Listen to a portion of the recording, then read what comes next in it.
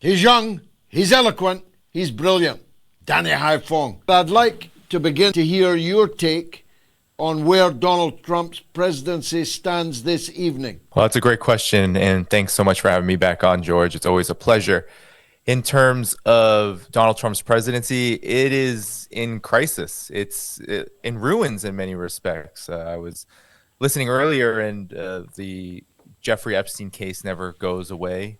We have the New York Times putting out their information of his direct contacts with Jeffrey Epstein, which he has denied. It's all been a big hoax. It's perpetrated by the Democrats, and some stupid Republicans and foolish Republicans fall into the net, and so they try and do the Democrats' work. The Democrats are good for nothing other than these hoaxes. They're bad for policy. They're bad for picking candidates that can get elected. Over and over and over again.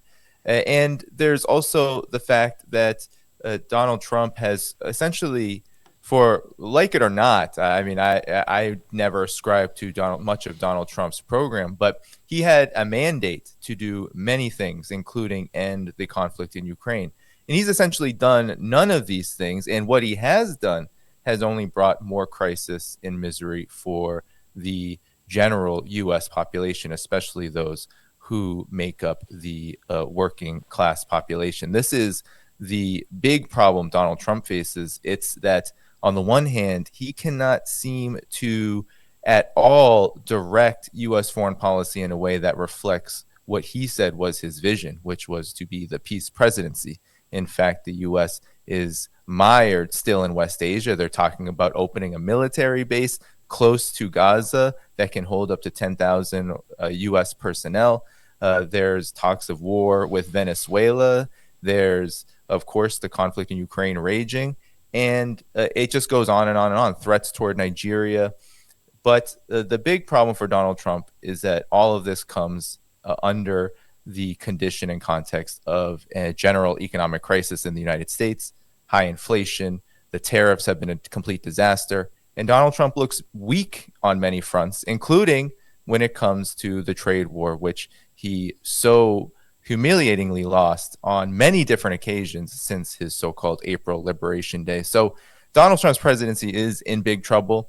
I happen to think that that might be by design because oftentimes U.S. presidents, as well as the majority party, like to cede some territory and ground so that their criminality, so that their policies that are hurting both the people and the planet can be blamed more so on the other party. Right now, it's very difficult to do. He still does it. He says it's Biden's war in Ukraine. He said it's Biden's fault. The economy is where it is. But the fact of the matter is that he had a mandate. He has both chambers of Congress and he has a presidency. He's not afraid of wielding its utmost, if not more power than what is granted to it. And still, we are in the crisis that we are in. So it falls at his feet. And essentially, what we're looking at is a presidency in ruins. Well, let's break down some of those issues. We'll start with the most obvious, clear and present danger, which is a Latin Vietnam, an invasion by American soldiers of a vast territory filled with millions of highly radicalized people, all of them with guns. What could possibly go wrong?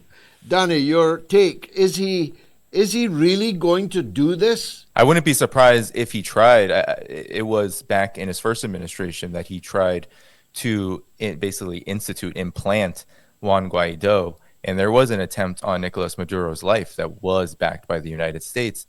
And so he has not been afraid. His administration has never been afraid, whether it's Trump 1 or now, to back the most extreme elements of Venezuela's opposition, which also happen to be the most unpopular.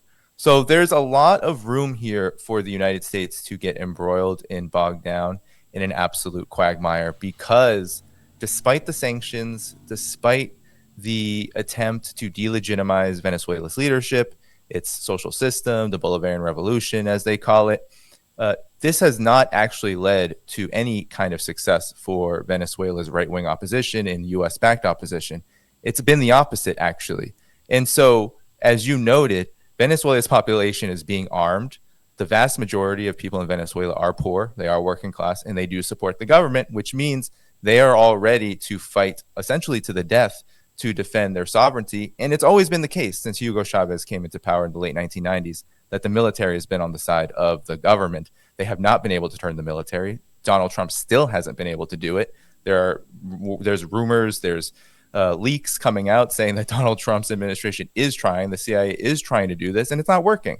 So if the United States does this, and we have many different options, but let's say they take the most extreme form, which is land strikes on Venezuela, this could be the death knell of U.S. influence in Latin America. It may be the silver lining, because right now the situation in Latin America is very divided. You have figures like Javier Milei, who are extreme libertarian, who want to see complete subservience to the U.S. and Israel and Latin America. And then you have people like Nicolas Maduro, who wants to see a sovereign, multipolar Latin America.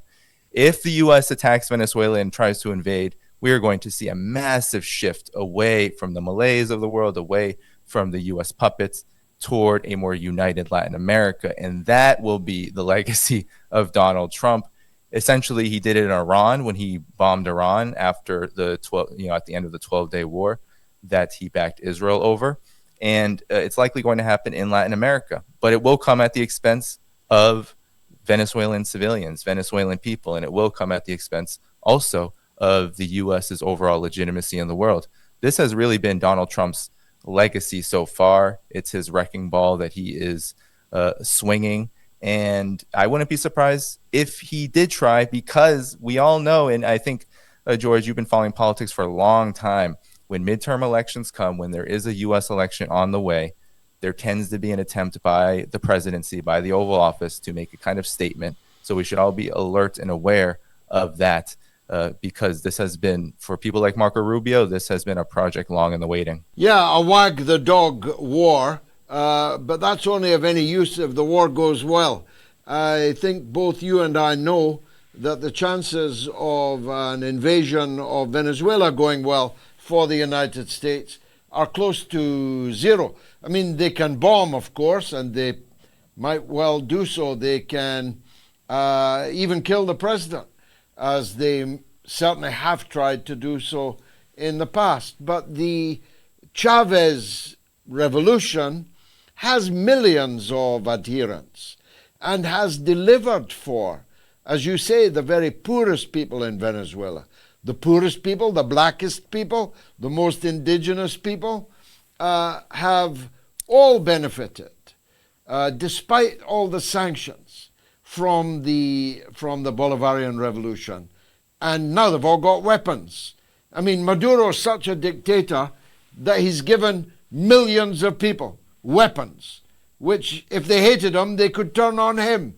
But he's confident that they'd rather fire them at the Yankees. So a wag the dog war, well, Trump would be betting everything on that. It's quite a gamble, isn't it? It is. And your audience probably remembers, George, in 2011, when the U.S. Utilized NATO to bomb and overthrow the government of Libya. Muammar Gaddafi did a very similar thing, because Libya didn't actually have its own standing army. It was actually such a democracy. It was so decentralized. It claimed itself to be a direct democracy, that its only army was a people's army. And that is what was fighting the terrorists on the ground and was succeeding up until the bombing campaign. So all that is to say is that the United States is not looking at an easy war here. I believe that Nicolas Maduro could be assassinated. The United States, the CIA, Israel, they are good at terrorist attacks. They are good at igniting a kind of internal crisis. That could happen. But then what is the result? The result is likely to be a long, protracted, ultimately losing war that will likely unite the rest of the region, including Venezuelans, against the United States.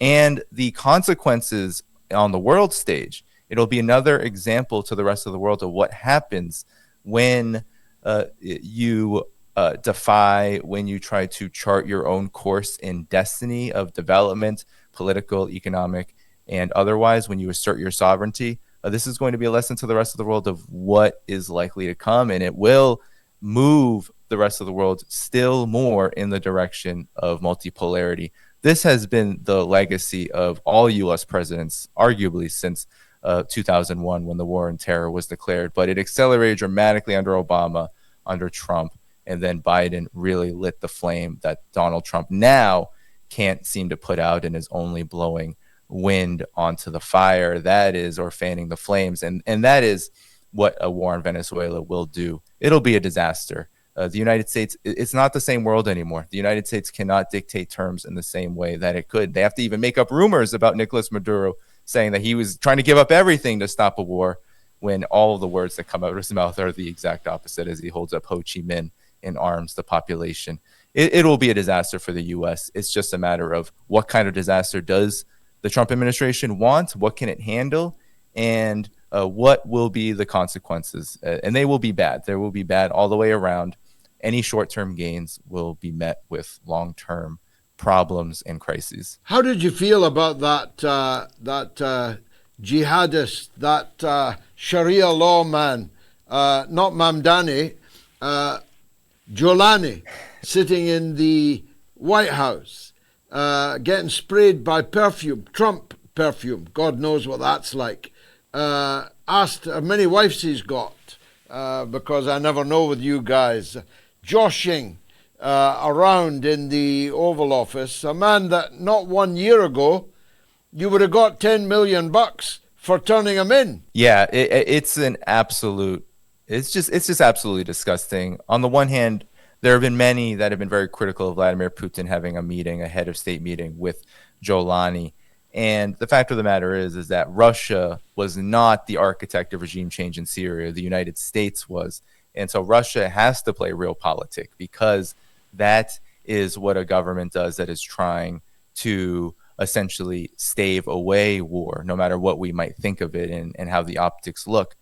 The United States is a completely different animal. The United States is the architect of regime change. The United States was the one, through both its vassal states in the region, Israel, and itself, backing people like Jolani. The United States had a bounty on Jolani's head. The embassy, the U.S. Embassy of Syria, all the way up until Jolani was anointed president, had that ex post saying that there was a massive bounty to capture Jolani, dead or alive. This is who Jolani was. He is a head chopper. He is somebody who has committed untold crimes, and it was all to the benefit of the empire. It was all to the benefit of the U.S. in Israel. And now he comes in as a literal head chopper, president, anointed president at the White House, treated with the utmost of just, some people called it awkward, but it was pathetic. It was, in my estimation, a spit in the face to all of those who opposed the war on Syria. Much of his base opposed the war on Syria, opposed what was happening there, opposed what is going on, the sectarian strife, the armed groups, the Al-Qaeda affiliates like Jolani, these types. And now Donald Trump is embracing them and even calling for what many people might not have been paying attention to, perhaps even a more cemented military presence for the United States in Syria as it starts to roll in the privatization wagon to strip Syria of all of its assets. This is the Syria that the United States created, and this is the Syria that now Donald Trump is embracing in the most crass and really despicable form. That was the takeaway for me, was that all of those years of supporting regime change in Syria has led to one of the most really embarrassing and despicable optics that we've seen. And this is something that Donald Trump ultimately embraces, but it's these kind of optics that actually don't do him well, that really just harm his administration. And more people are seeing what it is really all about. It's about the U.S. Maintaining and expanding its hegemony at all costs. And Jolani is simply a tool to do that, whether he has a suit or whether he is out, on the battlefield as a paid proxy of the U.S., of Saudi, of whoever it is, chopping heads and committing massacres at the behest of empire. The media can be counted on. There he was in the country that suffered the terrible crime of 9/11. We're told at the hands of Al-Qaeda.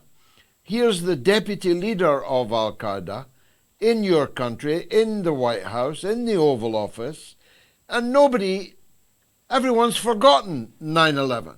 I didn't see any commentary on any of the mainstream, certainly not on the television, that held his feet to the fire over 9/11. Maybe called for an apology or something. They got none of that and didn't ask for it.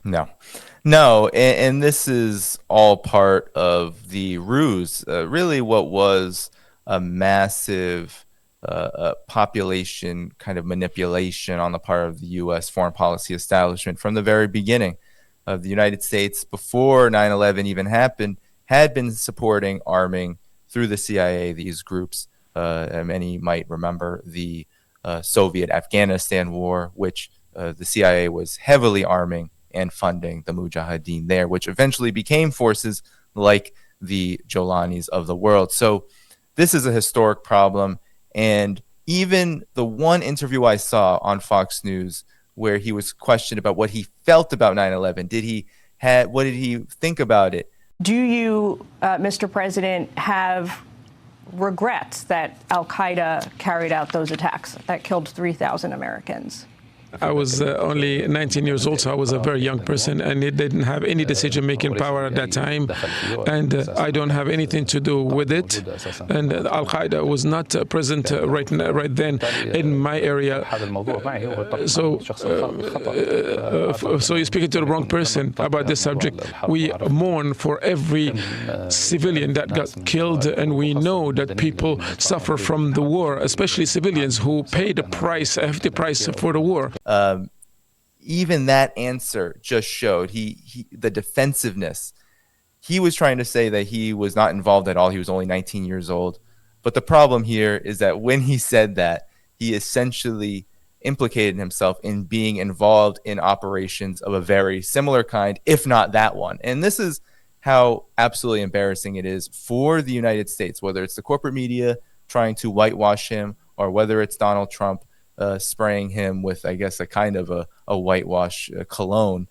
Whatever the optics are and whatever the approach is to Jolani, like this is how embarrassing and humiliating it is. It is showing the world exactly what the U.S. foreign policy establishment does, and that is to arm, fund, train, make these groups weapons of their own foreign policy objectives, only for them often to blow back. But when they don't, when it does work out, like in Syria, then they are embraced as heroes, more heroic than even their own troops, which died in the thousands because of the wars that were justified by 9/11. It's absolutely criminal, and it is something that I think many people in the United States are looking at either in disgust or they are looking at it in a way where they understand that this is not about them. The government doesn't care about them. Donald Trump doesn't care about them either.